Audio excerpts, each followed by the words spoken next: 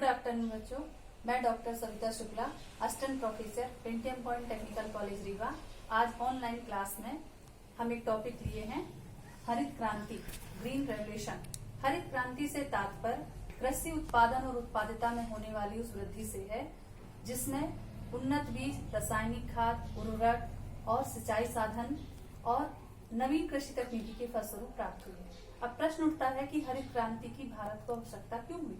तो इसके पीछे सीधा सा कारण है कि भारतीय कृषि का पिछड़ापन, उसकी निम्न उत्पादकता, और कृषि की निम्न उत्पादकता और पिछड़ेपन का कारण है संस्थागत कारण और निम्न तकनीकी। भारत में संस्थागत कारण के अंतर्गत जो हमारे यहाँ स्वतंत्रता से पहले प्राचीन काल में जो भूमि से संबंधित कई प्रणालियां थी, रैयतवाड़ी प्रणाली, महालवाड़ी प्रणाली, सामंतीवादी व्यवस्था और असुरक्षित काश्तकारी व्यवस्था, इन सब चीजों के परिणाम स्वरूप भारतीय जो कृषि है वो पिछड़ी हुई थी। इसके अतिरिक्त कृषि की निम्न तकनीकी के अंतर्गत जो हमारा भारतीय किसान है वो हल, बैल, मानवीय श्रम और अपने द्वारा बनाए गए बीजों और खादों के द्वारा जो खेती करता था उससे कृषि उत्पादकता पिछड़ी हुई थी। इन सब चीजों से हमारे उत्पादन में उतनी वृद्धि नहीं हुई जितना कि अन्य देशों में हुई। इन सब के परिणाम स्वरूप भारत सरकार ने स्वतंत्रता के बाद भूमि सुधार कार्यक्रमों का क्रियान्वयन किया और हमारे यहाँ तकनीकी में भी सुधार की गई, जिसके कारण उत्पादन और उत्पादिता में वृद्धि हुई, लेकिन उतनी नहीं हुई जितनी हमारे देश की आवश्यकता थी। इन्हीं सबको देखते हुए भारत में हरित क्रांति का शुभारंभ 1959 में फोर्ड फाउंडेशन विशेषज्ञ समिति के आगमन से हुआ। एम.एस. स्वामीनाथन ये हरित क्रांति के जनक माने जाते हैं। फोर्ड फाउंडेशन समिति के विशेषज्ञों ने भारत सरकार को सुझाव दिया कि यदि भारत में कृषि के उत्पादन को नहीं बढ़ाया गया तो एक समय ऐसा आएगा कि भारत को भारी मात्रा में खाद्यान्न संकट का सामना करना पड़ेगा। इन्हीं सुझावों को ध्यान में रखते हुए भारत सरकार ने 1960-61 में एक गहन कृषि जिला कार्यक्रम की शुरुआत की। उसमें उन्होंने देश के 7 जिलों को चुना और उन 7 जिलों में किसानों को उन्नत बीज, खाद, उर्वरक, रासायनिक खाद, उर्वरक और ये सारी सुविधाएं उनको प्रदान किया, जिससे कृषि उत्पादन में थोड़ा वृद्धि हुई। इसको देखते हुए फिर 1964 और 65 में सघन कृषि क्षेत्रीय कार्यक्रम का आयोजन किया गया और इसमें देश के 114 जिलों को चुना गया।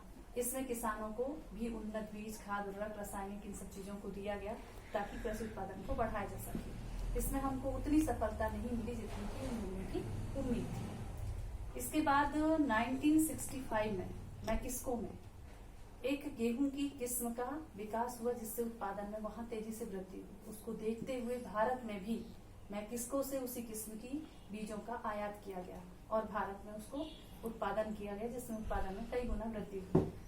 फिर हमारे यहाँ के जो कृषि वैज्ञानिक हैं उन्होंने अपनी प्रयोगशाला में उन्नत किस्म के बीजों का आविष्कार किया जो हमारी भारतीय परिस्थितियों के अनुकूल है। इसका हमको बहुत सफलता मिली और हमारे उत्पादन में कई गुना ज्यादा वृद्धि हुई। हरित क्रांति की जो सफलता है मुख्य रूप से हमें गेहूं में मिली और हरित क्रांति की जो शुरुआत की गई थी सबसे पहले पंजाब में हुई। नवीन कृषि तकनीकी की शुरुआत पंजाब में हुई, उसके बाद पंजाब, हरियाणा, उत्तर प्रदेश के कई क्षेत्रों में लिया गया। इसका कारण ये था कि वहां पर सिंचाई साधनों की पर्याप्तता थी। इस तरह से हरित क्रांति से आज हमारे देश में उत्पादन में तीव्रता से वृद्धि हुई और भारत काफी हद तक खाद्यान्न में आत्मनिर्भर हो चुका है। हरित क्रांति में कुछ जो मुख्य तत्वों को शामिल किया गया और जिससे हमको कृषि उत्पादन उत्पादकता में वृद्धि हुई, उसमें से कुछ मुख्य तत्व हैं, जैसे उन्नत किस्म के बीजों, खादों का प्रयोग किया गया, रासायनिक खाद, उर्वरक का प्रयोग किया गया, सिंचाई की सुविधाओं को बढ़ाया गया। क्यों? क्योंकि रासायनिक खाद और उन्नत किस्म के बीजों का प्रयोग करने के लिए हमको सिंचाई सुविधाओं की आवश्यकता थी, क्योंकि उन बीजों को बार बार पानी देने की आवश्यकता पड़ती है। इससे सिंचाई सुविधाओं को विस्तार को भी इस मुख्य तत्वों में शामिल किया गया। कीटनाशक दवाइयों का प्रयोग किया गया, क्योंकि सिंचाई सुविधाओं का जब ज्यादा मात्रा में प्रयोग किया जाता है तो कृषि में नमी आ जाती है और नमी के कारण उसमें कीटनाशक फसलों में कीटनाशक कीटों के प्रयोग की जो संभावना है वो बढ़ जाती है। उसके लिए कीटनाशक दवाइयों के प्रयोग को इसमें शामिल किया गया। बहुफसली कार्यक्रम लिया गया। अब हमारा जो भारतीय किसान है वर्ष में एक फसल नहीं, वर्ष में 2-3 फसलें नहीं लेगा, क्योंकि जो कम जो फसलें होती हैं उन्नत बीज के द्वारा जो फसलों का विकास होता है वो कम समय में जल्दी पक जाती हैं और किसान 2-3 फसलें ले सकता है। कृषि वित्त की सुविधा उनको प्रदान की गई। इसके लिए वित्तीय संस्थाओं की स्थापना की गई, जैसे है आपका भूमि विकास बैंक है, क्षेत्रीय ग्रामीण कृषि बैंक है, इन सब बैंकों की, ताकि किसानों को आसानी से ऋण की सुविधा प्राप्त हो सके। कृषि शिक्षा और अनुसंधान की व्यवस्था की गई और कृषि मशीनीकरण पर जोर दिया गया। इन सब के परिणाम स्वरूप हरित क्रांति के फलस्वरूप हमारे कृषि उत्पादन में प्रभाव पड़े कि उत्पादन और उत्पादिता में तेजी से वृद्धि हुई, रासायनिक खादों का प्रयोग बढ़ा, सिंचाई साधनों पर सुविधाओं का विस्तार किया गया और हमारे यहाँ पौध संरक्षण कार्यक्रमों को भी अपनाया गया। किसानों में शिक्षा का प्रचार बढ़ा, किसान फसल बीमा तक कराने के लिए प्रोत्साहित होने लगे। तो ये सारी चीजें अच्छे प्रभाव थे, लेकिन इसके साथ कुछ कमियां भी थी। कमियां थी कि हरित क्रांति का जो प्रभाव था हमारे यहाँ केवल गेहूं तक सीमित था। अन्य फसल ज्वार, बाजरा, मक्का, इनमें इसका प्रभाव कम पड़ा। दूसरा ये था कि हरित क्रांति, चूंकि उसमें हमको सिंचाई की ज्यादा जरूरत पड़ती है और हमारा देश मानसून की आधारित है, तो मानसून पर आधारित होने के कारण इसमें हमको सफलता कुछ कम मिली। हरित क्रांति से क्षेत्रीय विषमता बढ़ी। क्यों? क्योंकि हरित क्रांति का प्रयोग जिसके पास ज्यादा पूंजी होती है वही उसका किसान प्रयोग कर पाते थे। इसलिए जिन क्षेत्रों में सिंचाई सुविधाओं की पर्याप्तता थी, किसानों के पास वित्त की सुविधा थी, वही किसान इसका प्रयोग कर पाए। इससे क्षेत्रीय विषमता में वृद्धि हुई।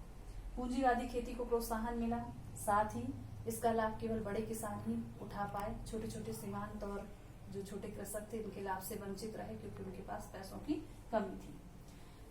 जो कृषि में मुख्य तत्व में हरित क्रांति में जो कृषि का मशीनीकरण का शुरुआत किया गया था, इसके कारण हल, बैल, बीज और इनका मानवीय श्रम के स्थान पर जब मशीनों का प्रयोग किया गया तो देश में बेरोजगारी में तेजी से वृद्धि होने लगी।